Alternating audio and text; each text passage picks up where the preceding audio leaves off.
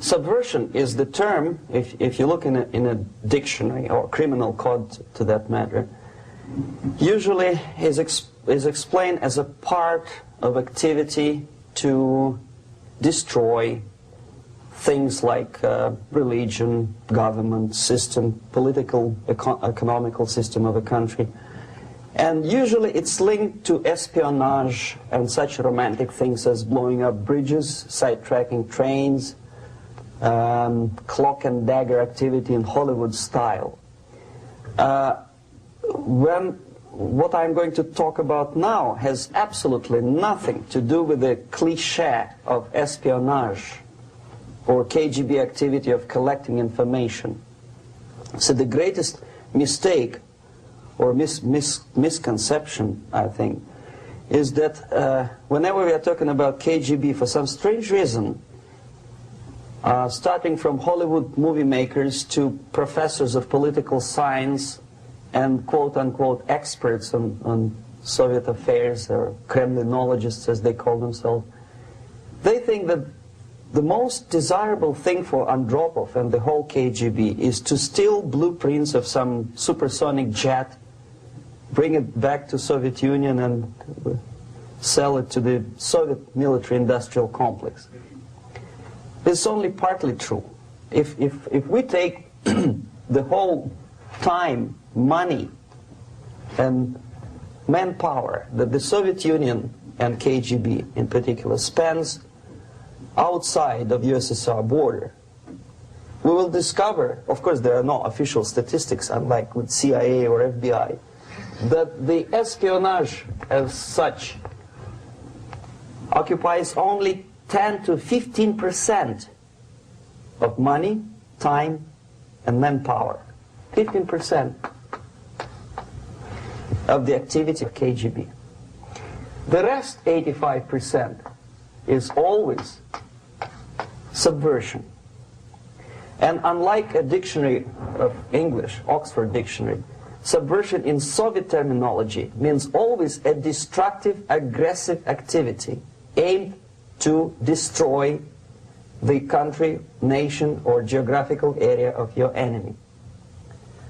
So there's no romantics in there, absolutely. No blowing up bridges, no microfilms in Coca-Cola cans, nothing of that sort.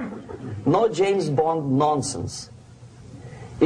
Most of this activity is overt, legitimate, and easily observable if you give yourself time and trouble to observe it. But according to the law and law enforcement systems of the Western civilization, it's not a crime. Exactly because of misconception, manipulation of terms. We think that subverter is a person who is going to blow up our beautiful bridges. No. Subverter is a student who comes for exchange, a diplomat, an actor, an artist, a journalist like myself was 10 years ago. Now, subversion is an activity which is a two-way traffic. You cannot subvert an enemy which doesn't want to be subverted. If you know history of Japan, for example, before 20th century, Japan was a closed society. The moment a foreign boat comes to the shores of Japan, the Imperial Japanese Army politely tells them to get lost. And if American salesman comes to the shore of Japan, let's say 60 or 70 years from now back, and says, oh, I have a very beautiful vacuum cleaner for you, with the good financing, he says, please leave us, we don't need your vacuum cleaner. If they don't leave, they shoot them to preserve their culture, ideology, traditions, values intact. You were not able to subvert Japan. You cannot subvert Soviet Union because the borders are closed. The media is censored by the government. The population is controlled by the KGB and internal police. With all the beautiful glossy pictures of Time magazine and Magazine America, which is published by the American embassy in Moscow, you cannot subvert Soviet citizens because the magazine never reaches Soviet citizens. It's collected from the newsstands and thrown to garbage can. Subversion can be only successful when the initiator, the actor, the agent of subversion has a responsive target. It's a two-way traffic. United States is a receptive target of subversion. There is no response similar to that one from United States to the Soviet Union. It stops halfway somewhere. It never reaches here. The theory of subversion goes all the way back 2,500 years ago. The first human being who formulated the tactics of subversion was a Chinese philosopher by the name of Sun Tzu.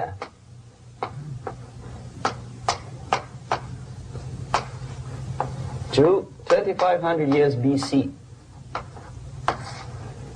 He was an advisor for several imperial courts in ancient China. And he said, after long meditation, that to implement state policy in a warlike manner, it's the most counterproductive, barbaric, and inefficient to fight on a battlefield. You know that war is continuation of state policy, right? So if you want successfully to implement your state policy and you start fighting, this is the most idiotic way to do it.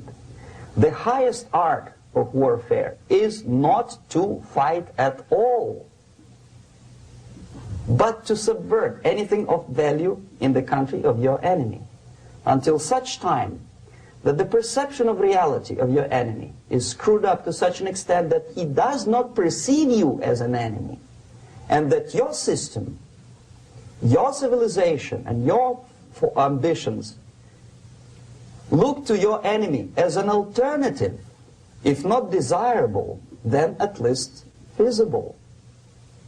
Better red than dead. That's the ultimate purpose, the final stage of subversion, after which you can simply take your enemy without a single shot being fired, if the subversion is successful. This is basically what subversion is. As you see, not a single mentioning of blowing up bridges. Of course, Sun Tzu didn't know about blowing up bridges. Maybe there were not that many bridges at that time. But the basics of subversion is being taught to every student of KGB school in USSR and to officers of military academies. I'm not sure if the same author is included in the list of reading for American officers, to say nothing about ordinary students of political science. I had difficulty to find the translation of Sun Tzu in the library of a university in Toronto and later on here in Los Angeles. But it's a book which is not available. It is forced to every student in USSR. Every student who is taught to be dealing further in his future career with foreigners. What subversion is? Basically, it consists of 4 periods, time-wise. If we start from here and go this way, time, right? This is the beginning point. The first stage of subversion is the process which is called, basically, demoralization. It says for itself what it is.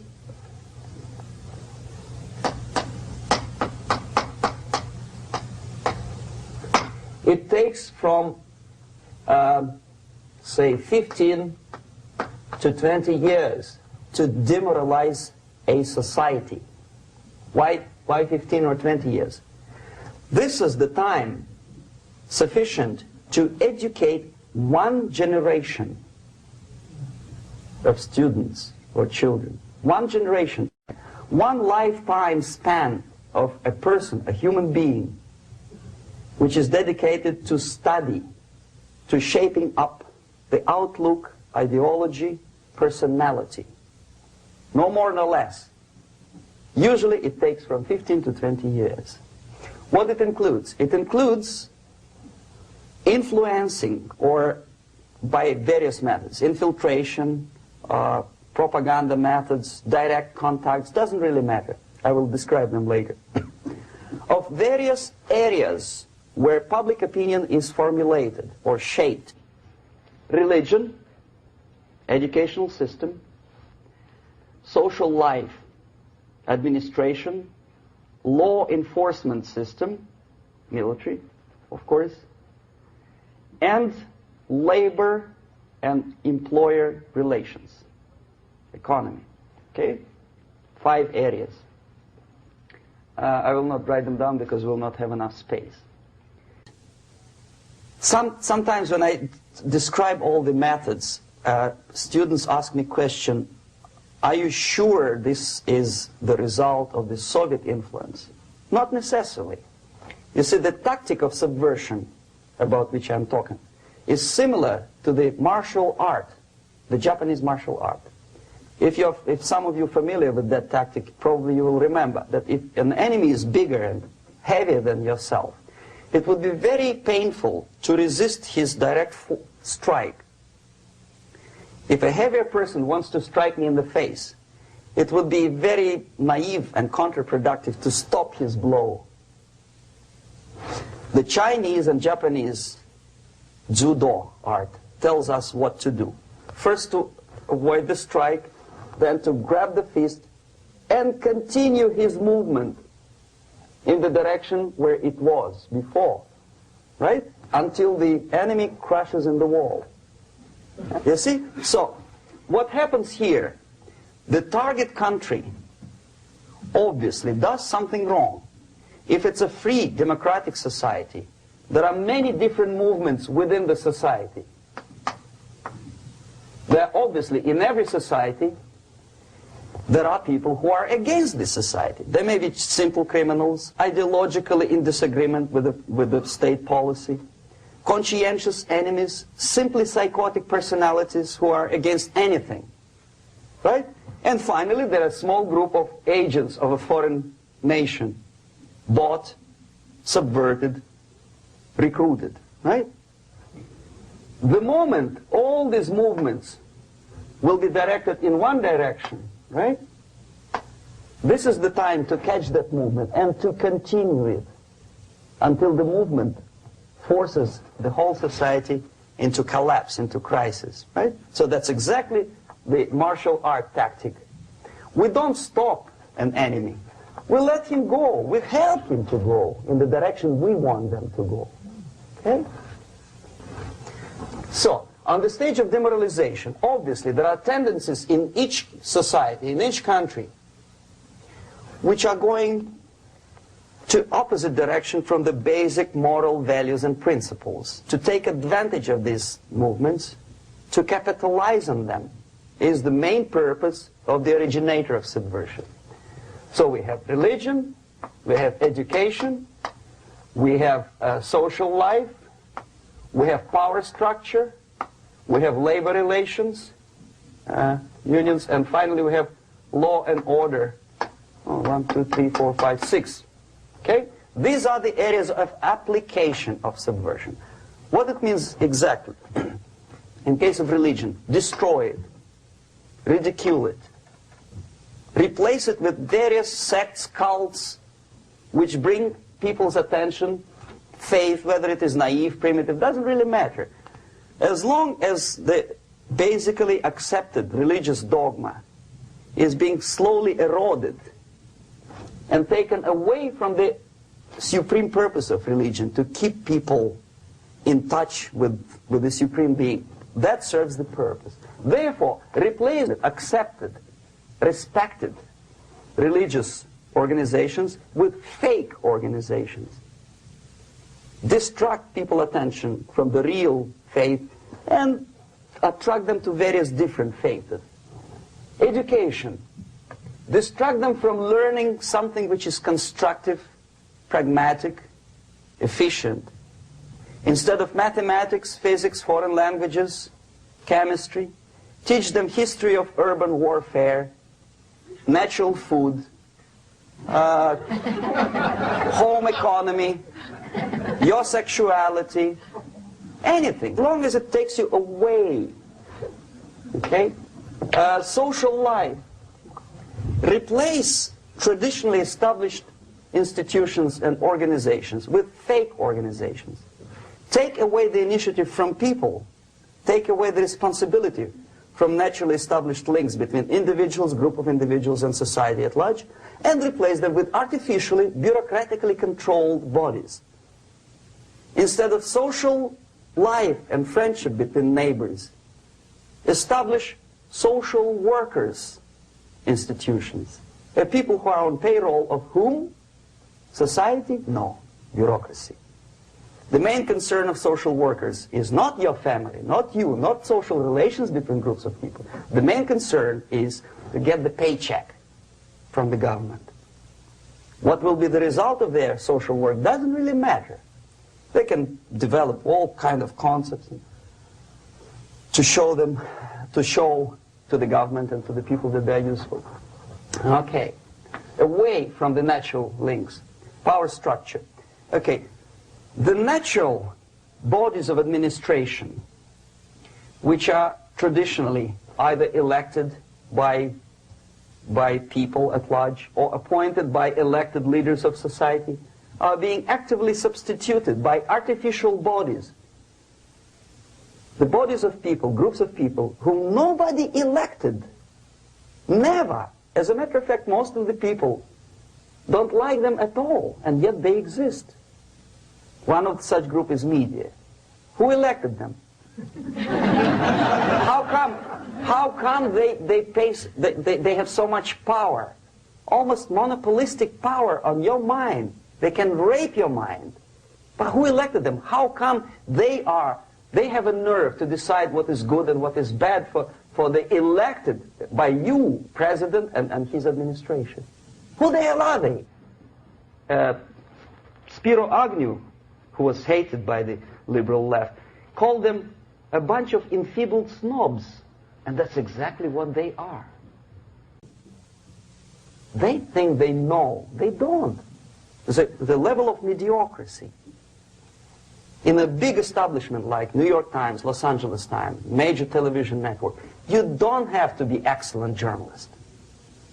You have to be exactly a mediocre journalist. That's easier to survive. There's no competition anymore. You have your good, nice income, $100,000 a year. That's it. Whether you are better or worse doesn't really matter anymore. As soon as you're smiling to the camera and do your job. That's it. No more competition. Power structure slowly is eroded by the bodies and groups of people who do not have neither qualification nor the will of people to keep them in power, and yet they do have power. Okay. Together with that, there is another process. Law enforcement, law and order organization and structure is being eroded. For the last 20, 25 years, if you see old movies and new movies, you can see that in new movies, a policeman, an officer of the United States Army looks dumb, angry, psychotic, paranoid. A criminal looks nice, kind of, well, he smokes hash and shoots the whatever drug, but basically he's a nice human being. He's creative. And he's unproductive only because society oppresses him. Whereby a general of Pentagon is always, by definition, a war maniac. A policeman is a pig, rude policeman. He abuses his power. You know? A generalization like that. The hatred, the mistrust to the people who are supposed to protect you and enforce law and order. Moral relativity. The Angelo Buono process lasted 2 years in Los Angeles. And yet there are still some lawyers who say, look, he's a nice character, as a matter of fact. There was some witness who said, also a criminal, who said, well, he's a nice guy. I asked him one day to burn a house of my enemy, and he wouldn't do it. Nice fella. Erosion. A slow substitution of basic moral principles, whereby a criminal is not a criminal, actually. He's a defendant. Even if his guilt is proven, there is still a doubt. to kill or not to kill, to be or not to be. Thou shalt not kill, yes. But this line may not necessarily be applicable to a murderer. Thou shalt not murder. That should be the presumption, not that thou shalt not kill. Okay, labor relations. At this stage, within 15 to 20 years, we destroy the traditionally established links of bargaining between employer and employee. The classical Marxist-Leninist theory of natural exchange of goods. A person A has 5 sacks of grain and person B has 5 pairs of shoes. And the natural exchange without money is when they bargain between each other. And only with the introduction of the third force, C, an entirely third foreign stranger who says, no, don't give him 5 sacks of grain, give it to me, and you give me your 5 pairs of shoes, and I will distribute it accordingly, so that the economy will go. This is the death of natural exchange, and death of natural bargaining. Well, trade unions were established 100 years ago. The objective was to improve working conditions and to protect the rights of workers from those employers who were abusing their right because they had more money. Objectively, at that time, initially, the trade union movement did work.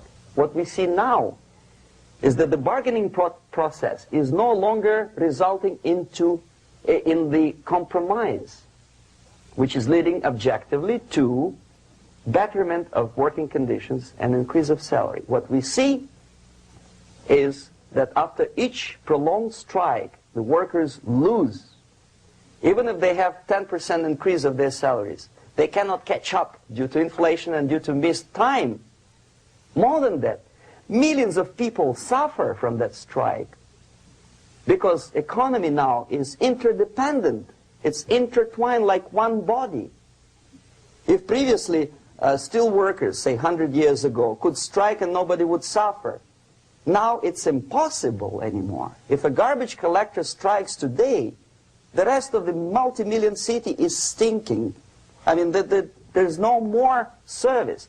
In Quebec, for example, we had the electricians who were on strike in the middle of winter. You can freeze your bottom, and they still were on strike. Did they catch up with the salary? No, they lost. Who benefited? The leaders of trade unions. What is the motivation for strike? Improving of a workers' condition? No, obviously it's not. Then what is it? Ideology. To prove to these capitalists. And the obedient horde of workers, like sheep, follow these people. And they cannot disobey. Why? Because if they do, you know what happens to them. Pickets, murders, shooting truck drivers by picketers. In Montreal, for example, I saw with my own eyes when I was correspondent of CBC International, Canadian Broadcasting Corporation, when the workers of aircraft factory destroyed computers and the equipment in the factory. And the administration employed strike breakers. Their cars were turned upside down and burned. Their houses were burned. Their kids were intimidated. And some victims were there. Of that you can be sure. Why? To improve conditions of workers? No. Ideology. Okay, so this is what happens basically. It may or may not happen without the help of the Soviet Union. But the natural tendencies are being greatly taken advantage of and capitalized by the Soviet propaganda systems. How?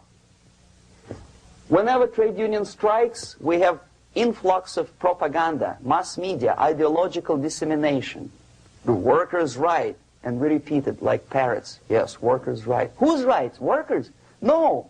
The only freedom of worker to sell his labor according to his own desire and will is taken away from him. By whom? By trade union boss. Unlimited power is given. Responsibility. I want to sell my labor not for $2.50 an hour, but for $2. I don't have right. My freedom is denied to me. I know that if I sell my work for $2 an hour, not for $3 an hour, I will compete better with the other guy who is lazy and more greedy. I don't need $3. I need only $2. No, I was made to believe by media, by business, by advertising agencies that I need more and more and more. Have you ever heard any advertising on TV to consume less? No. No way. Whether you need a six-cylinder car or not, you have to buy it. And hurry up. When I was driving here, on the local radio station, an excited announcer said, "You hurry up, rush and save, save, save. There is a pantyhose sale." Save by buying more. Of course. It would be too naive to expect that KGB makes that advertising agency to do such a crazy commercial. No, of course not. But what we did when I was working for Novosti Press, we would snow plow editorial offices, student organizations, religious groups with literature of class struggle. If not directly Marxism-Leninism propaganda, then a propaganda of the legitimate aspirations of working class, betterment of life, equality. Equality, mind you. President Kennedy once said, we will make America to believe that people are born equal. Are people born equal? Is there any mentioning in the Bible or any other holy scripture in any religion, if you don't believe me, go to the library and check it. There is not a single word about equality. Just the opposite. By your deeds, God will judge you. What you do is important. The merit of your personality. You cannot legislate equality. If you want to be equal, you have to be equal. You have to deserve it. And yet we build our society on the principle of equality. We say people are equal. We know it is false. It's a lie. Some people are tall and stupid. Others are short, bold, and clever.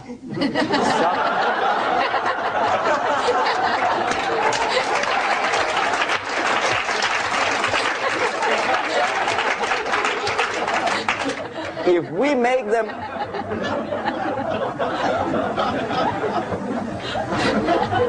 make them equal by force, if we put the principle of equality in the basis of our socio-political structure, it's the same thing as building a house on sand. Sooner or later it will collapse, and that's exactly what happens. And we, as Soviet propaganda makers, are trying to push you in the direction which you go yourself. Equality, yes, equality. People are equal. Land of equal opportunities. Is it true or not? Think about it. Equal opportunities. Should there be equal opportunities? For me and for a lazy bastard who comes here from some other country and immediately registers as a welfare recipient benefits? I never received a single dollar. No, sorry, I did receive once. But I never applied for welfare. For the 13 years, I took any job. Security guard, journalist, taxi driver, anything. Well, I was restless, but some people don't like it. They immediately. So why should we have equal opportunities? Why? The equal opportunity to excel. Equal opportunity in equal circumstances, yes, but we know people are different. To excel, yes, provided we reach the same level of excellency, perfection, which is hypothetical, distant future. Yes, maybe. But we know perfectly well that even with the best intentions, people could not be equal. Why should we have equality in the, say, legal system? Myself, I'm considering myself a law-abiding citizen, and a person who comes here to rob and shoot, say, the United States administration under Carter imported thousands of Cuban criminals. They were non-criminals, yet they were accepted. Do you think it's fair if myself and my wife from Philippines, who work like horse as a lab technician in a hospital, should have the same rights as a criminal from Cuba? Why? And yet we repeat as parrots, equality, equality, equality. And the Soviet propaganda system helps us to believe that equality is something which is desirable. Democracy, as it was established by fathers of this country, of this system in the last century, is not equality. It's the system where different people, unequal people, have a chance to survive and help each other in constant competition, in constant perfection, not inequality which is superimposed from a godfather or nice person in Washington, D.C. And the absolute equality exists in Soviet Union, quote-unquote equality.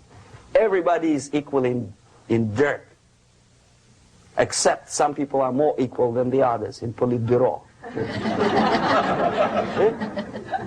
So, the moment you bring a country to the point of almost total demoralization, when nothing works anymore, when you are not sure whether it is right or wrong, good and bad, but there's no division between evil and good, when even the leaders of church sometimes say, well, violence for the sake of justice, especially social justice, is justified in countries like Nicaragua, El Salvador, well, maybe Rhodesia, and we listen to them and say, yeah, probably it's true. Is it true? No, it is not true. Violence is not justified, especially for the sake of quote-unquote social justice introduced by Marxist-Leninists, that is my former colleagues from Novosti Press Agency. Okay, so we reached that point. The next step is destabilization.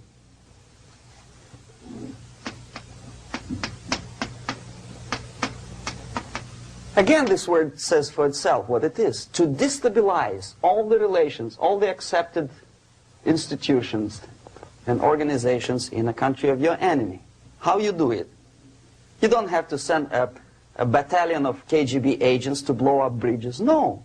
You let them do it themselves. The area of application is, again, it's narrower now. Not like the previous case. The overt legitimate actions of the KGB in this case would be hardly noticeable. There is no crime if a professor who recently went to USSR introduces a course of Marxism-Leninism in a Californian college, for example. Nobody is going to come to his doorstep and say, okay, mister, come, you are under arrest. No, it's not a crime. It's not even considered a moral crime against your country. So the area of application here is narrowing down to economy, again labor relations, right? To law and order, plus military. And economy, law and order. Yes, and again the media, but wider scope, little bit different. I'll explain it later. Okay, basically 3 areas. Economy. The radicalization of bargaining process. If on that stage we still could achieve, theoretically, some positive compromise between the negotiating sides with say, the arbitrary, introduction of arbitrary judges, a third side, objectively judging the demands of both sides. Here it's radicalization. On the stage of destabilization, we cannot come to compromise even within a family. The husband and wife couldn't figure out which is better. Husband wants his kids to eat at the table, and wife wants him, a child, to roam around the room and drop food all over the floor. They cannot come to compromise unless they start a fight. It's impossible to reach a compromise, constructive compromise, between neighbors. Some people say, I don't like you to watering your lawn at that time because exactly at that time I'm walking my dog and he's getting nervous. He cannot pass his bowels, you know. So they cannot compromise. They go to a civil court or something like that. Radicalization of human relations. No more compromise. Fight, fight, fight. The normal, traditionally accepted relations are destabilized. The relations between teachers and students in schools and colleges. Fight. The relations between, in economical sphere, between laborers and employers are further radicalized. No more acceptance of the legitimacy of demands of workers. Unlike Japanese, with the theory Z, if you ever heard about it, where the workers are involved in decision-making process, therefore they don't have moral incentive to fight their bosses. In the United States, it's just the opposite. The harder is the fight, the better. The more heroic they look. When the Greyhound network was on strike recently, the correspondents of local TV networks all over the United States were approaching these strikers, and they say, oh yes, we are doing something nice. They look like heroes, and they were proud. There was some family, the husband was bus driver. Now they decided in a protest against the bosses to camp somewhere in the forest. And they were presented to the audience as a heroic, nice people. You see? The violent clashes between passengers, picketers, and the strikers are presented as something normal. 10, 15, 20 years ago, we would be angry, say, why so much hatred? Today we are not. We say, well, commonplace.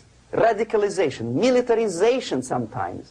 As I explained on that stage, I took a step a little bit further. Shooting people.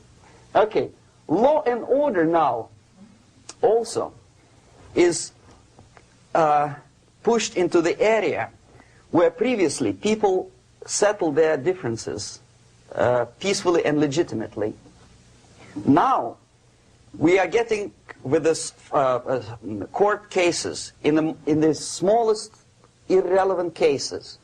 We cannot solve our problems anymore. The society at large becomes more and more antagonistic between individuals, between groups of individuals, and the society at large. The media puts himself in the opposition to the society in general, at large. Separate, alienated. Okay? On that stage, you remember I was talking a couple of hours ago about the sleepers. That's when the students from, say, United States, if they are trained in Lumumba University, or developing nations, that's the students I was dealing with, are being sent back from the Soviet Union here. Or if they were already in the United States, in the country which is the object of subversion, they spring to action. The sleepers go up. They slept for 15 to 20 years. Now they become leaders of groups, preachers, I don't know, public figures. Prominently they actively include themselves in a political process. All of a sudden we see a homosexual. 15 years ago he did his dirty job and nobody cared. Now he makes it a political issue. He demands recognition, respect, human rights, and he rallies a large group of people. And there are violent clashes between him and police, his group and ordinary people, no matter what. It's black against white, yellows against green, doesn't matter where the division line goes. As long as this group come into antagonistic clash, sometimes militantly, sometimes with firearms, that is destabilization process. The sleepers, many of whom are simply KGB agents, become leaders of the process of destabilization. Doesn't mean that Comrade Andropov sends Comrade Ivanov to the United States. The person who takes care is already here. He is a respected citizen of the United States. Sometimes he gets money from various foundations for his legitimate struggle for, I don't know, human rights, women's rights, kid lib, prison lib, whatever.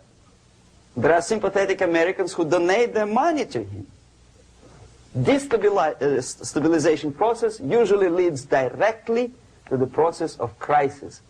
In case of developing nations, that's the area where I was active. The process starts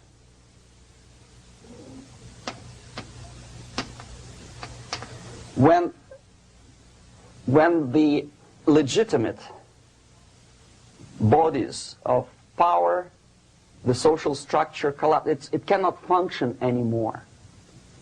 So instead, we have artificial body injected into society, such as non-elected committees.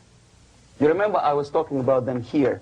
Social workers who are not elected by people, media who are self-appointed rulers of your opinion, some strange groups which claim that they know how to lead society forward. They don't usually. All they care is how to collect donations and sell their own concocted ideology, mixture of religion and ideology. Here, we have all this artificial body claiming power. If the power is denied to them, they take it by force. In case of Iran, for example, all of a sudden we have revolutionary committees. What kind of revolution? There was no revolution yet, and yet they had the committees. They were taking power of judgment. They had the power of execution, they had the power of legislation, and that they had the power of judicial. All of them combined in one person, who is half-baked intellectual, sometimes graduated from Harvard University or Berkeley. He comes back to his country and he thinks that he knows the answer to all the social, economical problems. Okay? Crisis is when society cannot function any more productively. It collapses, obviously. That's the word for crisis. So therefore, the population at large is looking for a savior. The religious groups are expecting a messiah to come. The workers say, we have family to feed. Let's have a strong government, maybe socialist government, centralized. When somebody put the employers on their place and let us work. We are sick and tired of going to strike and missing overtime and all that stuff. We need some strong man, strong government, a leader, a savior is needed. Population is sick and tired already. And here we are. We have a savior. Either a foreign nation comes in, or the local group of leftists, Marxists, no matter what they call themselves, Sandinista, a reverend or some sort, Bishop Muzureva, like in Zimbabwe, doesn't matter. A savior comes and says, I will lead you. So we have two alternatives here. Civil war and invasion. Okay? See how it goes? Civil war, we know what it is. Lebanon is the best example. The civil war, which was artificially implanted in Lebanon by injection of force of PLO, Palestinian Liberation Organization. Invasion we had in many other countries like Afghanistan,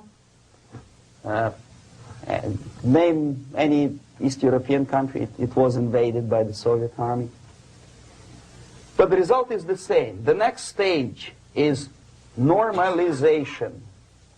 Normalization is a very ironic word, of course. It is borrowed from 1968 situation in Czechoslovakia, when the Soviet propaganda, and after them New York Times, declared the country is normalized. The tanks moved into Prague, so there is no more Prague Spring, there is no more violence. Normalization. At that stage, the self-appointed rulers of the society don't need any revolution anymore. They don't need any radicalism anymore. So this is the reverse from destabilization. Basically, it is stabilizing the country by force. So all the sleepers and activists and social workers and liberals and homosexuals and professors and Marxists and Leninists are being eliminated. physically sometimes. They've done their job already. Okay? They are not needed anymore. The new rulers need stability to exploit the nation, to exploit the country, to take advantages of the victory. Okay? So no more revolutionaries, please. And that's exactly what happens in a number of countries. You remember Bangladesh? This is the crisis in which I was instrumental. First they had Mujibur Rahman. In 1971, he was the leader of People's Party, Awami League, with mustache like Stalin. He was in Russia many times. In 5 years, he was shot by his former colleagues, Marxists. He fulfilled his function. In Afghanistan, it happened 3 times. First there was Taraki, then there was Amin, now there's Babrak Karmal. They killed each other successively, one after another. The moment he fulfills his duty, the first one demoralized country, the second destabilized, the third one brought it to crisis. Goodbye, comrades. Babrak Karmal comes from Moscow and put into the seat of power. Same thing happened in Grenada recently. Maurice Bishop, Marxist, was killed by Austin, what's his name, General something, who was also a Marxist. Right? So no more revolutions, please. Normalization now. From now on, no more strikes, no more homosexuals, no more women lib, no more kid lib, no more lib, period. Good, solid, democratic, proletarian freedom. That's it. Now, to reverse this process takes enormous effort. When today, United States had to invade Grenada to reverse the process of subversion. Some people say, boy, this is not good, it's not kosher to invade the beautiful country, island of Grenada. Well, why didn't you stop the process here, when Grenada was just approached by leftists? Why not to prevent Maurice Bishop to come in power in the first place? Did Grenadians want him? Very questionable. They didn't know who was Maurice Bishop in the first place. He came to power by coup d'etat himself. Okay? No, we let the situation develop further and further and further until the crisis and normalization very soon. And then the United States decided to invade country, discovering that the country was absolutely a military base for the Soviet Union. Of course it's a drastic measure. Of course it's a pity that Marine Corps had to lose, what, 17 lives. Very bad. Why not to stop the process before it comes to crisis? Oh no, intellectuals will not let you. It's interference into domestic affairs. They're very careful not to let American administration to interfere in domestic affairs of Latin American countries. They don't mind Soviet Union interfere in these affairs. Okay. So to reverse this process, from here, it takes only and always military force. No other force on earth can reverse this process at this point. At this point, it does not take military invasion of the United States Army. It takes strong action, like in Chile. A CIA covert involvement to prevent the savior from outside to come into power and to stabilize country before it erupts into civil war. Stabilize country before it erupts into civil war. Okay? Support the right-wing conservative forces. By money, by crooks or love, doesn't matter. Stabilize the country. Don't let the crisis develop into civil war or invasion. Oh no, your liberals will say it's against the law.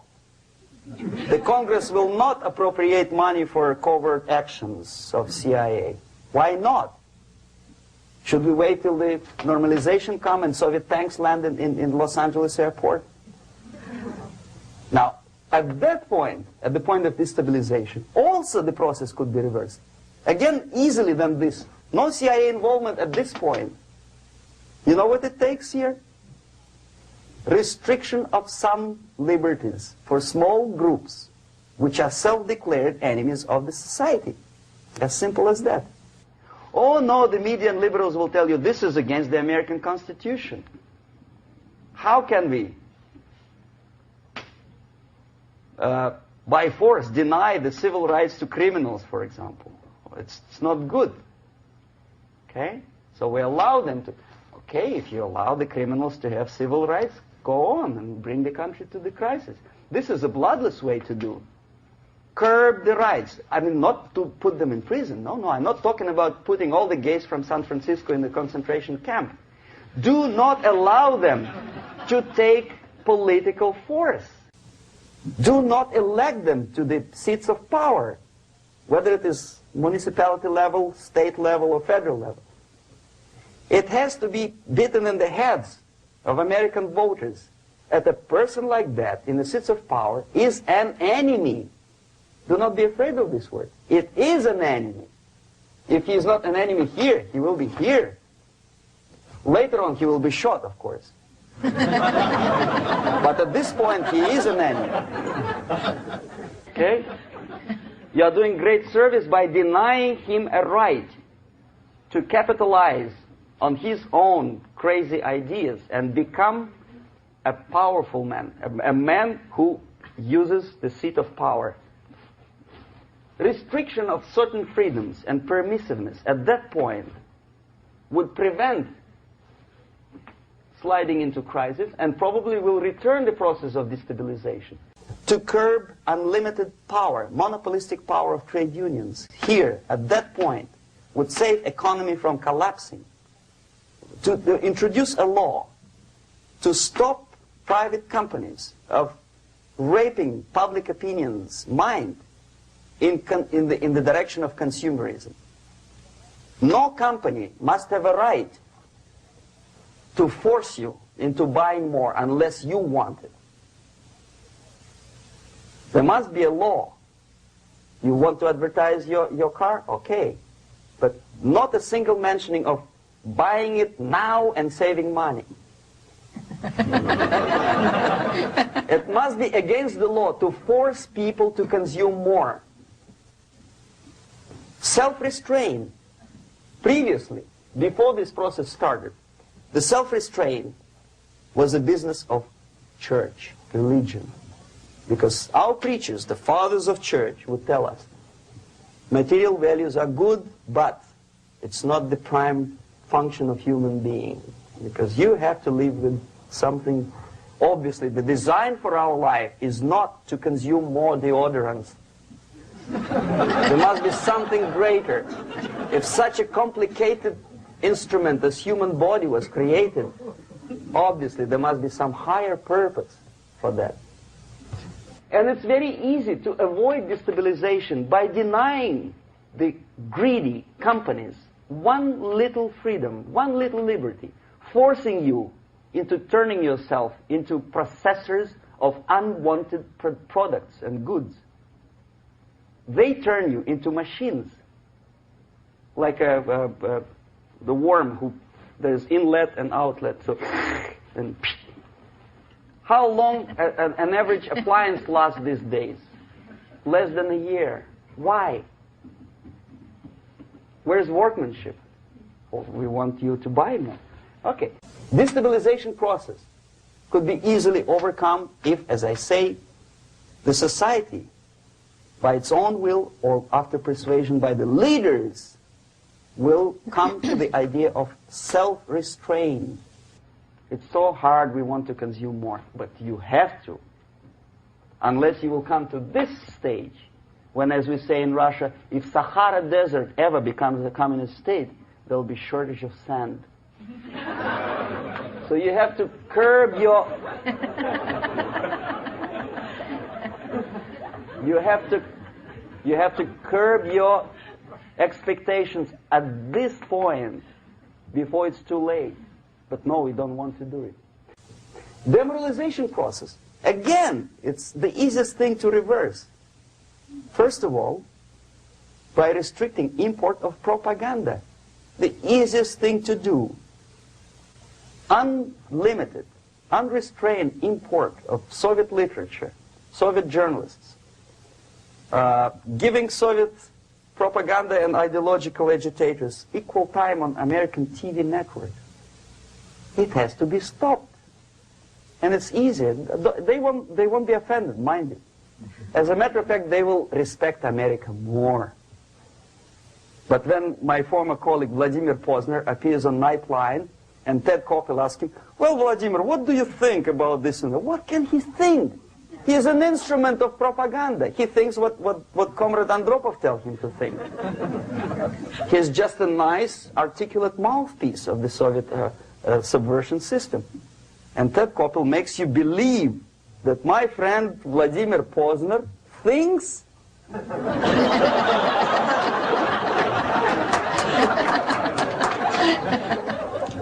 the process of demoralization may not have started at all if at that point the country, which is a recipient of subversion, actively, not violently, but actively, prevents importation of foreign ideology. I don't want America to follow the pattern of ancient Japan. You don't have to shoot every foreigner when it approaches the sacred borders of the United States. But when he offers you a junk in the disguise of very shiny something, you have to tell him, no, we have our own junk.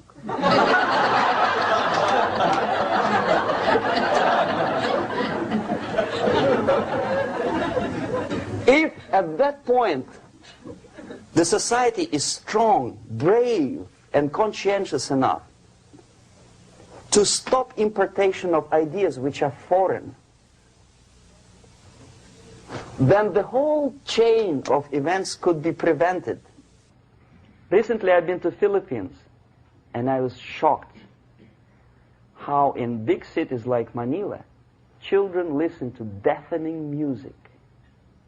A melodious nation with long traditions of good, nice ethnic music, introduced by Spanish long time ago, maybe 2 centuries, 3 centuries ago, I don't remember how long. All of a sudden listen to musical garbage, blasting their radios at full blast, at full volume. Why? In India, I spent many years watching the reactions of Indians walking out of movie theaters after seeing Hollywood production. They couldn't figure out why Americans are so wasteful. They smash their cars, their shiny cars, every 5 minutes. How come they shoot each other for $500,000? Is it true that they're so obsessed with sex? Can you imagine showing a movie where each 5 minutes there's a copulation on the screen to a country like India with long tradition of respect to these private matters, or to Pakistan? And United States expect these people to respect you? No way. Oh yes, they will see the movie, they'll pay 5 rupees to see that garbage, but they walk out and will tell their kids, don't respect Americans, don't be like Americans. See? So, the process of demoralization could be stopped right here, both as an expert and as an import. And that takes one step, one very important thing to do. You don't have to expel all the KGB agents from Washington, D.C. The most difficult and at the same time the simplest answer to the subversion is to start it here and even before, by bringing back the society to religion, something that you cannot touch and eat and put on yourself, but something that rules society and makes it move and preserve it. A Soviet scientist, Shafarevich, who has nothing to do with religion, he is a computer scientist, did a very intensive research on the history of socialist countries. He calls socialist or communist any country with a centralized economy and a pyramidal style of power structure. And he discovered, actually he didn't discover it, he just brought to attention of his readers, that civilizations like Mohenjo-Daro in the river Indus area, like Egypt, like Maya, Incas, like Babylonian culture, collapsed and disappeared from the surface of Earth. The moment they lost religion, As simple as that. They disintegrated. Nobody remembers about them anymore. Well, distantly. So, the ideas are moving society and keeping mankind as a society of human beings, intelligent, moral agents of God. The facts, the truth, the exact knowledge may not. All the sophisticated technology and computers will not prevent society from disintegrating and eventually dying out. Have you ever met a person who would sacrifice his life, freedom, for the truth like that? This is truth. I never met a person who said, this is truth and I'm ready to shoot me. To defend the truth. Right? But millions sacrifice their life, freedom, comfort, everything for things like God. Like Jesus Christ. It's an honor. Some martyrs in the Soviet concentration camp died. And they died in peace. Unlike those who shouted, "Long live Stalin," knowing perfectly well that he may not live long. Something which is not material moves society and helps it to survive. And the other way around. The moment we turn into 2 by 2 is 4 and make it a guiding principle of our life, our existence, we die. Even though this is true, and this we cannot prove. We only can feel and have faith in it. So the answer to ideological subversion, strangely enough, is very simple. You don't have to shoot people, you don't have to aim missiles and Pershings and cruise missiles at Andropov's headquarters. You simply have to have faith and prevent subversion. In other words, not to be a victim of subversion. Don't try to be a person who in judo is trying to smash your enemy and being caught by your hand. Don't strike like that. Strike with the power of your spirit and moral superiority. If you don't have that power, it's high time to develop it. And that's the only answer. That's it. Thank you.